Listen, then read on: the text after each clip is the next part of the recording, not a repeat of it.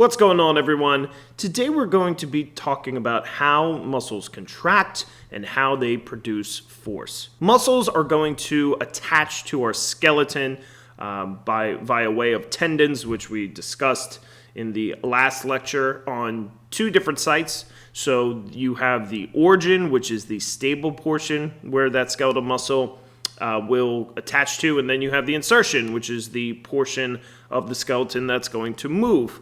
And so these groups of muscles are located all throughout our body, and they're each going to have actions when we want to move our skeleton. And so here we see an example of two different muscle groups that are going to have opposite actions. And so when you have a muscle group making a movement, we call that an agonist group. And then the antagonist muscle is the one that opposes it. So we can see here that the biceps and the triceps, they attach to similar locations or very close locations, but they're going to have these opposite actions. So when the triceps contract, they're going to be responsible for extending this elbow joint. And then when the biceps contract, they're going to be responsible for flexing the elbow joint. So once we have this voluntary drive in order to move our bodies, the skeletal muscles have to produce enough force in order to create the movement that we want. Our body is made up of a bunch of different lever systems. And so in biomechanics, you will learn more about this. But basically, our muscles create force in order to move levers around a fixed point called a fulcrum. In our case, that fulcrum is going to be our joints. So here we see that agonist muscles work together in order to move the skeleton. And you have this force being produced is going to be translated to a rotational force, which is called torque. And so you have, the object or the load that you are trying to move. In this case, it's going to be the the amount of force needed to lift both your forearm and whatever weight or object is within your hand. And so that amount of force that then the load places on the fulcrum or the whole system here, that's called external torque.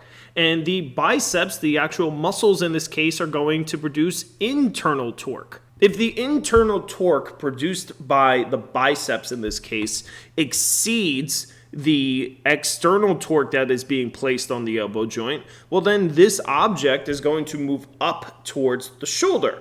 However, if this load exceeds the amount of force, the external torque exceeds the amount of internal torque being produced, well, that bicep's going to be active and contracting, but what's going to happen is since this load is so much bigger, then that muscle is going to stretch out or extend or lengthen.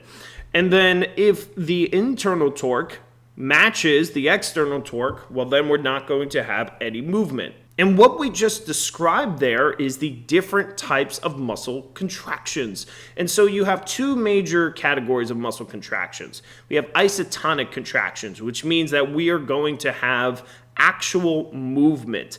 The muscles are going to contract and there is going to be a length change. So the two different types of contractions here we're going to discuss are concentric contractions, which are shortening contractions. So if we go back to the bicep example, if that force or torque produced by the biceps exceeds the amount of weight we're trying to curl, well then this part of the arm is going to shorten and then we're going to have that movement, right? But again, if that external torque is too heavy, the muscle is contracting, right? But since that force is so much, that muscle is going to lengthen. And that is what we call an eccentric contraction. You also have what's called an isometric contraction, where the muscle is contracting, right? But there is no movement created or no change in length of that skeletal muscle. Here we see a depiction of all three types of contractions we just discussed. Again, focusing on this bicep here as our main group. So, when you are lifting that book towards your body, towards your shoulder here, that's going to be a concentric contraction because these bicep muscles are going to shorten. The force being produced by the biceps exceed the amount of external load of the forearm and the book. So we move it towards our bodies. When we slowly lower down that book, we're still getting contraction of the muscle, right? And so the muscle's having to fight against gravity and this external load. But now we are getting lengthening of that bicep. And then an isometric contraction here, you can see that, of course, it's going to take some effort, some type of force in order to hold this book up. But since no movement is created and no length changes are occurring within the fibers or the skeletal muscle, that's going to be an isometric contraction. I do just want to make a quick note about differences between these types of contractions. Concentric contractions typically accelerate limbs, the movement of limbs, while eccentric contractions decelerate the movement of limbs, and obviously isometric contractions, there is no movement. So the one thing that's interesting, though, is that eccentric contractions, the active lengthening of skeletal muscle fibers, actually produce more force than isometric and concentric contractions. And because of the high forces produced during eccentric contractions, you actually have damage and disruption in the skeletal muscle tissue. And this is called eccentric contraction-induced injury or exercise-induced injury. And this is my actual focus of research. And so, you've probably worked out before and you've gotten sore. Let's say you did squats and deadlifts and you're walking up the stairs and you're feeling that pain inside your legs. You have done a grade 1 injury to your skeletal muscle fibers. And, is going to the days and weeks that follow, you are not going to be able to produce as much force in those fibers because there's a disruption that occurs. And, when you walk up the stairs, you're going to feel that soreness, that pain that's occurring.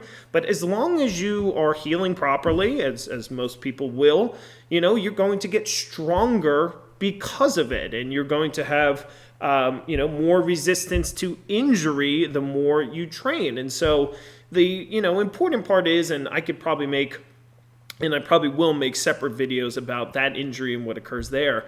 But the good thing about eccentric contractions is that they make us stronger and help build muscle. And, so I think it's very important just not to ignore all phases of movement. So if you're doing bench press, for example, most people just care about getting the heaviest weight they can up, right? But if you're trying to build muscle and you're trying to build strength, take advantage of that lowering phase, that fight against gravity as you're moving the bar and as you're doing any type of exercise, because you're producing higher forces during that lowering, and you're going to just get advantages from working the fibers all the way through that range of motion. Just going back to lever systems for a second, I do want to discuss ways that our body is set up and the ways that certain lever systems throughout our body give us a mechanical advantage, and the way that certain systems are set up do not give us a mechanical advantage. So when I say that, we're talking about the different types of levers. Up top, we see an example of a second-class lever,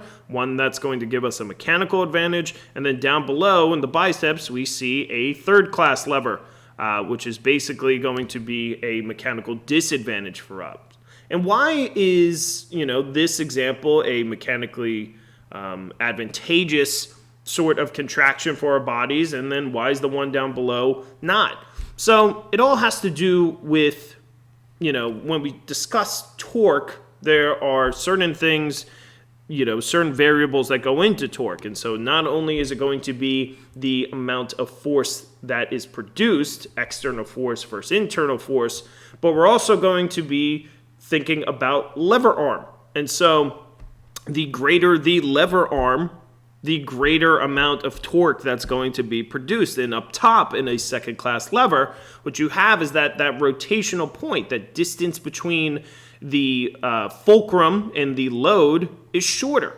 And then the distance between the fulcrum and the effort or the force that we're producing is longer. So this is more mechanically advantageous because since we have that longer lever arm, right, we're going to be able to produce more torque than the third-class lever down below, where now in this case the effort is closer, that lever arm is smaller than the external lever arm. And so that's going to put us at a mechanical disadvantage. Now let's actually talk about what makes skeletal muscles contract.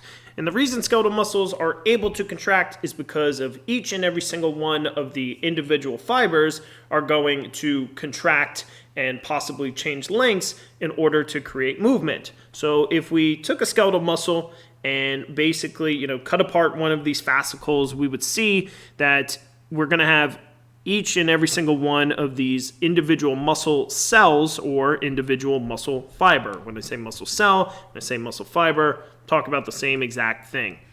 And we're going to see that within this muscle fiber, running throughout the length of the fiber, we're going to have these different proteins called thick filaments or myosin proteins, or thin filaments and actin proteins. And these are contractile proteins. So we're about to introduce this excitation-contraction coupling process where a alpha motor neuron is going to basically lead to the movement of these two proteins, and that creates force, and that can create length changes within our fibers. Like I said in the last slide, a skeletal muscle fiber is a cell, so you're going to see a lot of the organelles that you see in other cells as well. It has a nucleus to help create proteins. In the muscles, you're going to see a lot of times the prefix sarco instead of plasma, or like endo. So in this case, for example, this skeletal muscle cell, the endoplasmic reticulum is called the sarcoplasmic reticulum, and the cytoplasm is called sarcoplasm, and the plasma membrane is called the sarcolemma. And so, in a skeletal muscle cell, of course, you have these similar organelles, but you could see running throughout most of the length of the muscle, you're going to have these fibers, and each and every single one of these fibers is made up of thousands of tiny little contractile units called sarcomeres. And these sarcomeres contain these myosin and actin filaments and are going to be the reason why the whole fiber and the whole muscle as a whole is going to contract and move. Each sarcomere is going to have landmarks to let you know where it starts and where it begins. And so the start and end point for a sarcomere is from Z disc to Z disc. And so from one Z disc to the next Z disc, that's one sarcomere. And, making up the actual sarcomere itself, we could see these two contractile proteins. The thick filament is called myosin, which is going to pull on the thin filament, which is called actin. And we're going to discuss that whole entire process, the proteins and the steps that allow this myosin, this thick filament, to attach to the thin filament actin and actually move our muscles. We have all different types of proteins located throughout our skeletal muscle fibers, the ones that actually help us contract and move those sarcomeres, those fibers, those muscles. Those are called, again, myosin and actin. So here is, basically a schematic or a drawing of myosin. You can see here that the protein is going to contain these myosin heads, and these myosin heads are going to be how we make skeletal muscle contractions, because they're going to attach themselves to actin, and either they're going to pull them towards the M line, and that would be a shortening contraction, or if external load is great and the muscle is lengthening, it's still going to attach, but that fiber is going to stretch out. Or if there's no movement change, if this sarcomere stays the same but still forms this bond and creates force, that's going to be an isometric contraction. Again, myosin attaches itself to actin, and in this figure up above, you can see these actin molecules, these G-actin, globular actin, are going to actually come together and make these actin strands that run all throughout the fiber.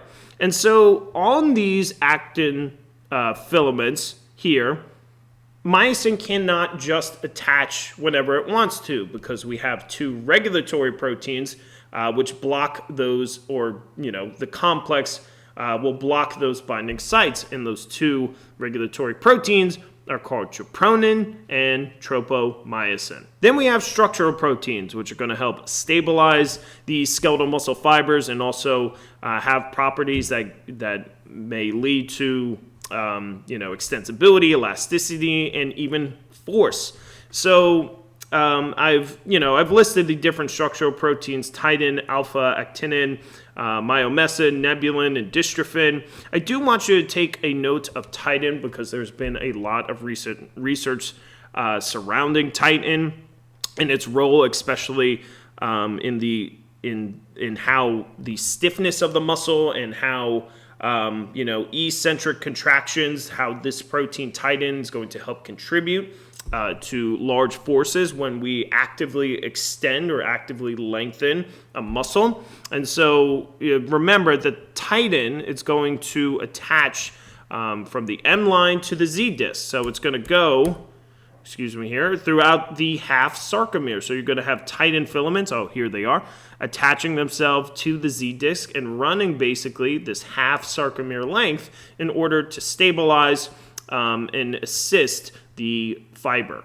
Fibers are actually able to change length based on something called the sliding filament mechanism, which was first discussed back in the 1950s, and then Huxley and others sort of proved this concept, or showed evidence of the sliding filament mechanism in the decades to come.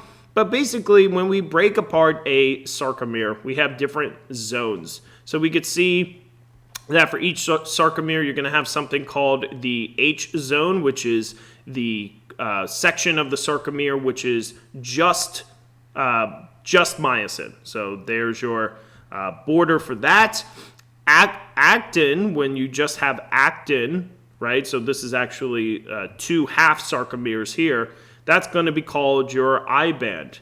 And the entire length of the myosin protein in one sarcomere, that is going to be your A band, right? And the thing is that in the A band, you get some overlap here of myosin and actin. But anyway, when we're talking about a shortening contraction, what's basically happening is that these myosin heads are attaching themselves to that actin protein and then pulling it towards that M line, towards the middle. So these Z discs are going to come closer together, and that's what we're getting. We're getting shortening of this muscle. And you can see that the more we contract this muscle, the smaller the H zone and the I band is going to become. And then when we maximally contract it, we're going to get some overlap of these actin filaments. So how is this contraction going to occur? How is myosin actually going to attach itself to actin and then pull it in order to cause movement?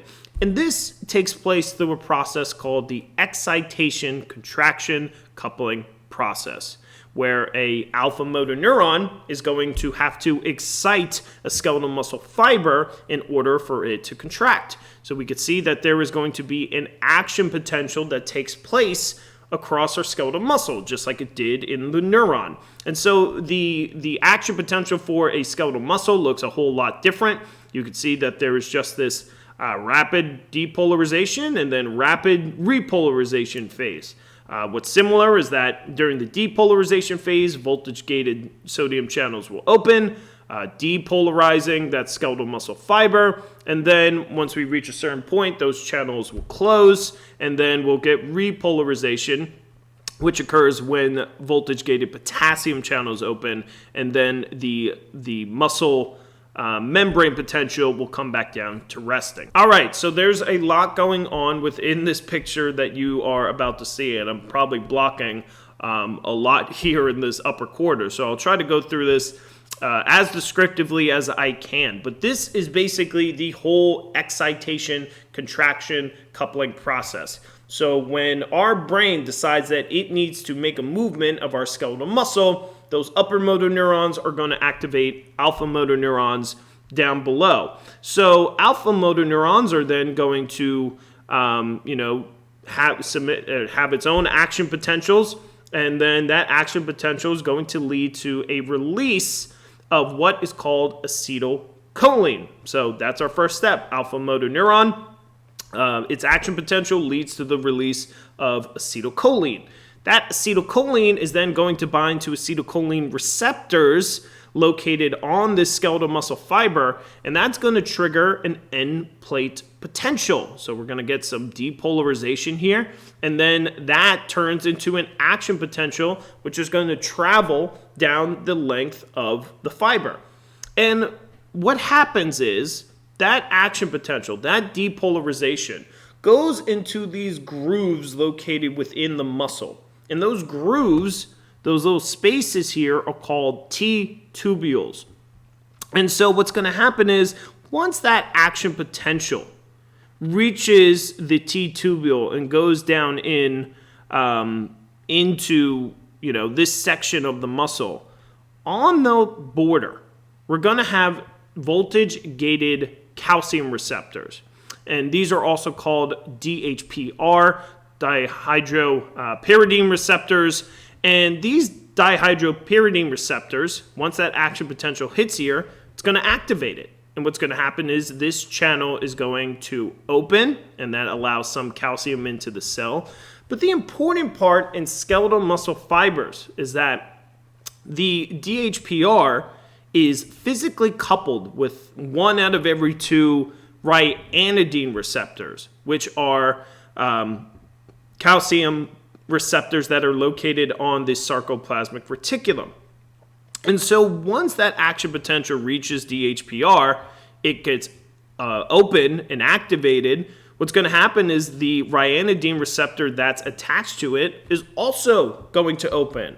And what's that do? Well, it's a calcium receptor. So, what it's going to do is allow calcium to flow from the inside of the sarcoplasmic reticulum, which has a lot and stores most of our calcium within our cell. And it's going to let that calcium travel from the sarcoplasmic reticulum into the sarcoplasm of the skeletal muscle fiber. And so that's what we need to get to. We needed to get to calcium being released from the sarcoplasmic reticulum.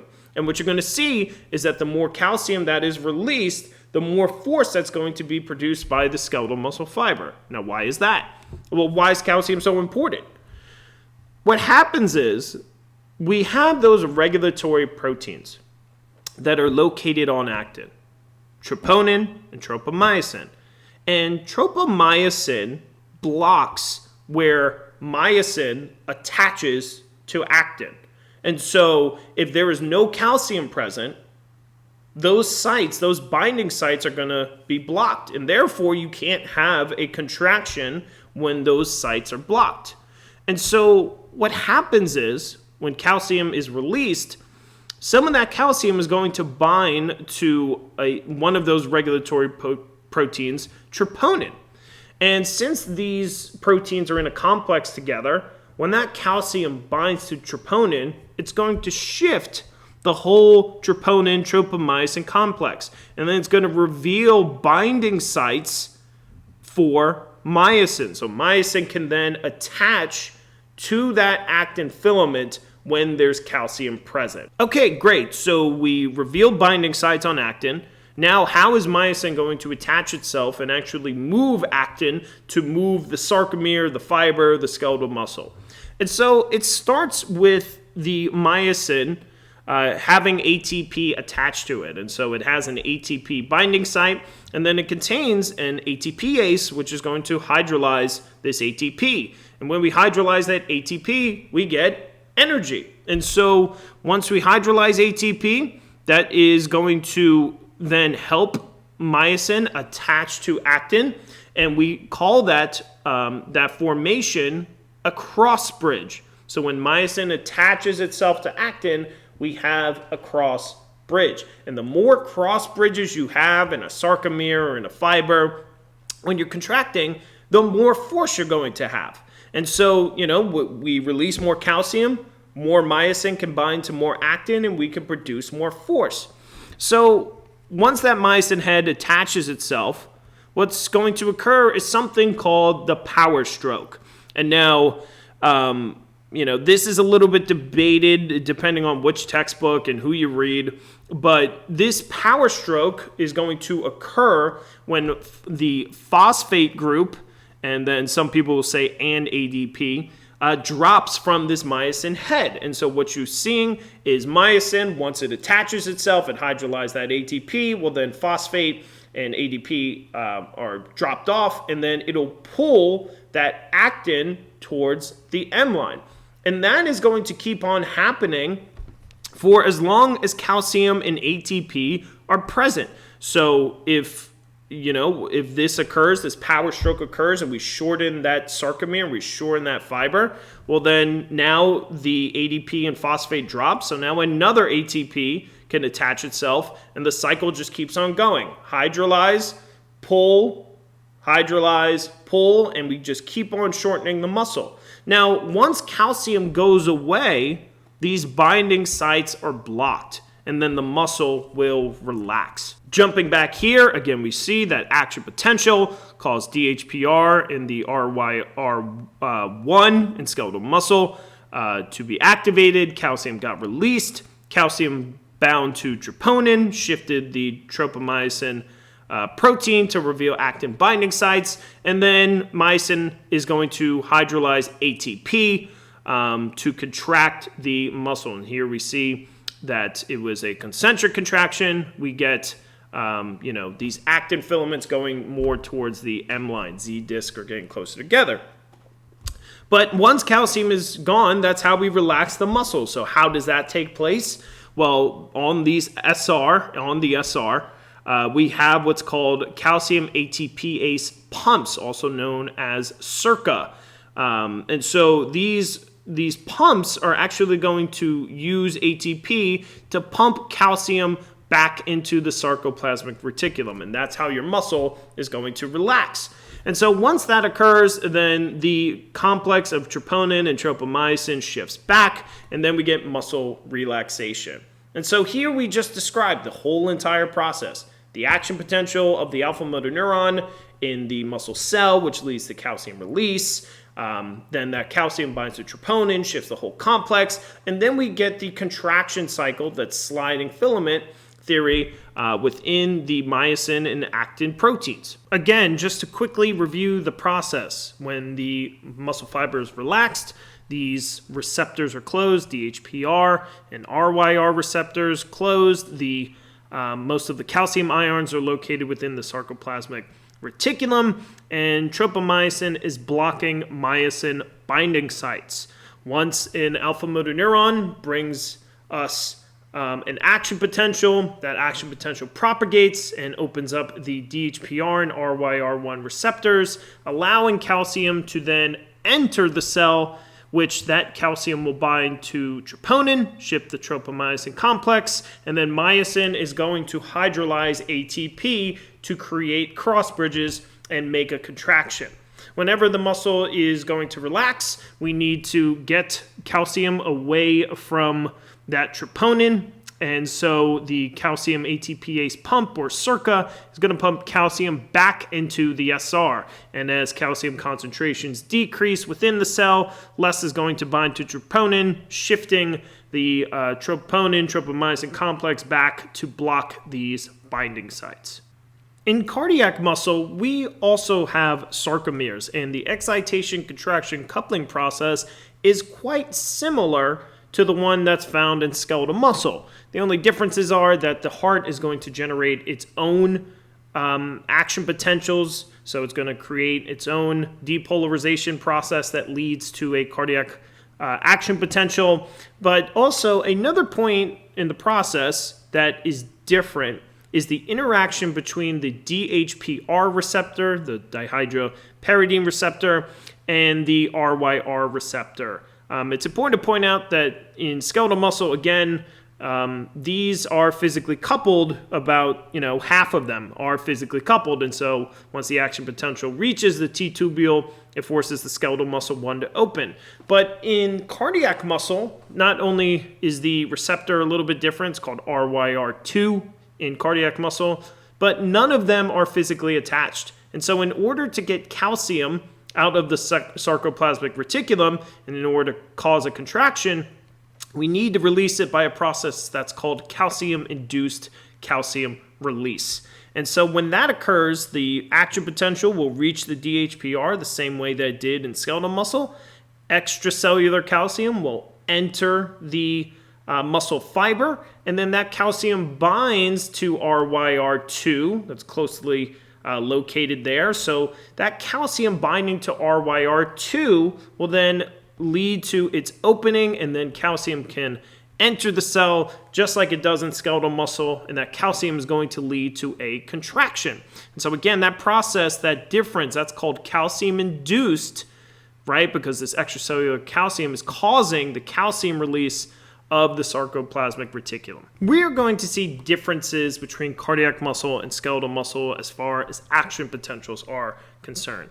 And in particular, you can see the main difference is this refractory period in cardiac muscle. And this is caused by voltage-gated calcium channels being open at the same time as voltage-gated potassium channels, which basically drags out the length of repolarization.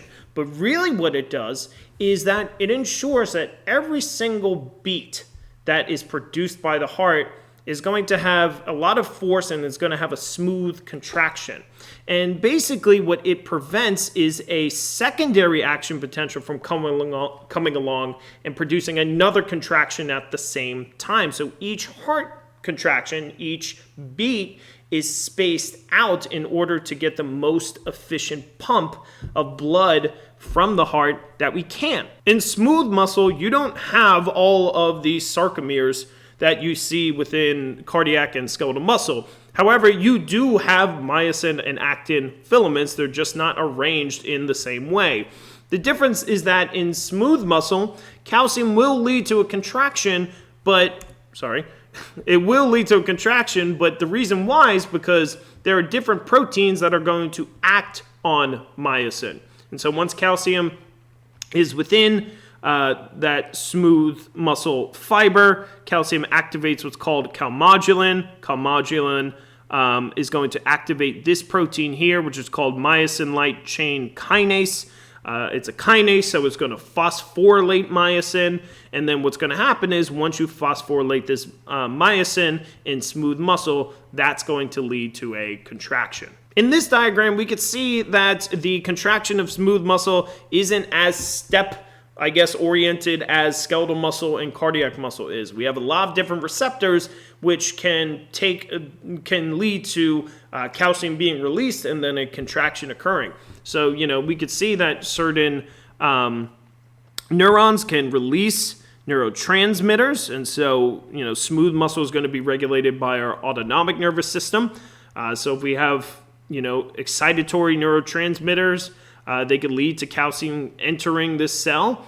We could see the voltage-gated channels, which are also going to lead to calcium being released. And then we have G-protein coupled receptors as well, which can lead to calcium release from the SR. So again, it's a little bit different of a process, but we're still going to get contraction. We're still going to get myosin attaching to actin and contracting the smooth muscle. Smooth muscle is going to surround things like our blood vessels, our visceral organs. And so they will contract and relax a lot of times to move things in and out of certain organs of our body, but we also have them in other places like within our eyes. And so smooth muscle cells, they could either work together as one, which is a lot of what you see in our digestive tract, where they are going to, contract all together in a single unit, or you could have, certain muscles like in our eyes, which the fibers act independently of one another, and that's called a multi-unit. Smooth muscles can be autorhythmic, so just like the heart produces its own rhythm of contraction, so can certain smooth muscles. And so we have two different types of potentials that exist.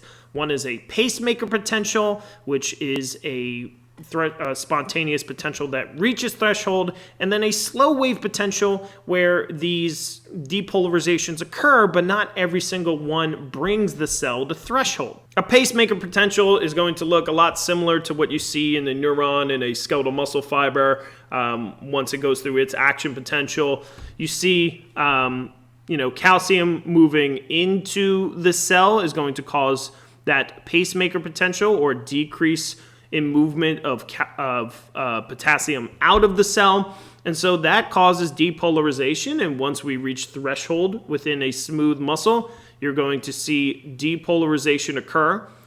In the smooth muscle case, it's going to occur via voltage-gated calcium channels. So those DHPRs located on the membrane. That's what's going to cause depolarization. And then we're going to get repolarization once we reach threshold, which occurs when those calcium channels close and potassium channels open back up. We also have slow wave potentials, which is going to just be a different rhythm of smooth muscle contraction.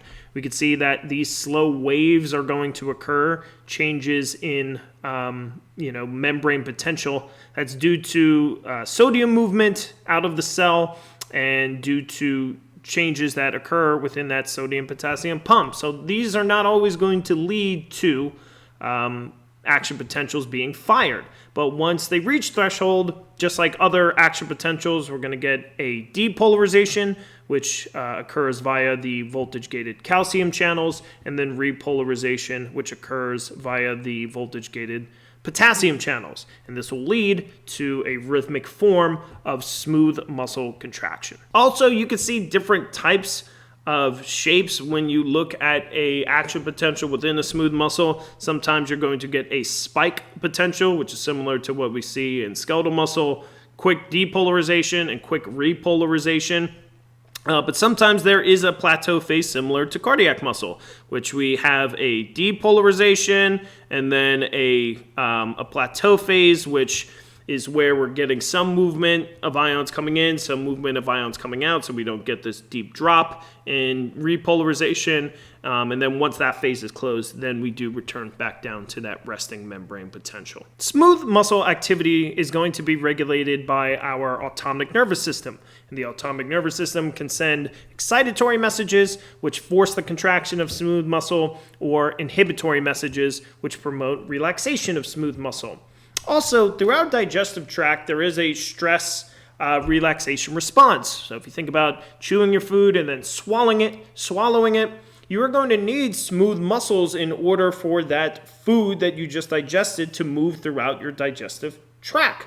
And so, when that enters, that digestive tract, it's going to create a certain stress around those muscles, right, around that tract. And then that's going to force those smooth muscles to then contract and then relax. And so this is what helps move food throughout our digestive system. Here we can see all the differences between these types of muscles. I think the important part is just to remember the excitation-contraction process for each. Just remember that striated muscle, cardiac muscle, and skeletal muscle are going to have their own excitation-contraction coupling process, which leads to movement of myosin and actin, via that calcium release, and it's regulated by troponin and tropomyosin. While, in smooth muscle, we have a different way, a different excitation-contraction coupling process where calmodulin and myosin light chain kinase are going to lead to the cross-bridge formation between myosin and actin. I am going to stop this video here because I think we've had plenty of information about contraction in muscle. And so what I would like for you to do is go back and make sure you know the differences between contraction types, concentric, isometric, and eccentric, and then the important part, knowing the excitation-contraction coupling process in all of these muscles, knowing the steps, knowing the activity going on within the cell during these steps, and then the differences between all these different types of muscle. In the next video, we'll talk more about force and how we are able to generate more force out of our muscles that are contracting. We'll also talk a little bit about fatigue and the way ATP is generated within our muscle cells. Thank you guys so much, and I will see you next video.